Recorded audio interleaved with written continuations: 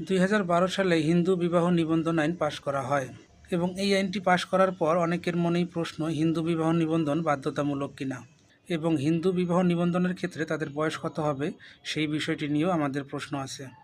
হিন্দু বিবাহ নিবন্ধন আইন 2012 অনুযায়ী হিন্দুদের ক্ষেত্রে বিবাহ নিবন্ধন করা বাধ্যতামূলক নয়। তবে কেউ যদি চায় তাদের বিবাহ নিবন্ধন করবে, সেক্ষেত্রে তারা নিবন্ধকের কাছে গিয়ে বিবাহ নিবন্ধন করতে পারবে এবং সেই ক্ষেত্রে তারা অনেক আইনি সুরক্ষা পেয়ে থাকে।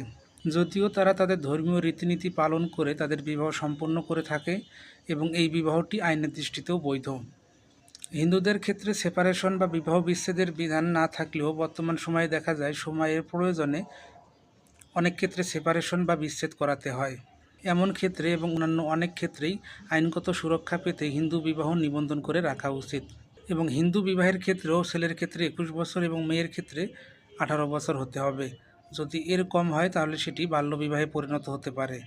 আর যদি কোনো বিবাহ বাল্যবিবাহ হয়, সেক্ষেত্রে সেই বিবাহটি বৈধ হলেও যারা বিবাহ করে পাত্রপাত্রী কিংবা অভিভাবকরা শাস্তির আওতায় আসতে পারে। আমরা আজকে হিন্দু বিবাহ নিবন্ধন সম্বন্ধে জানলাম, পরবর্তীতে তাদের তালাকের পদ্ধতি সম্বন্ধে জানব। ধন্যবাদ, ভালো থাকবেন।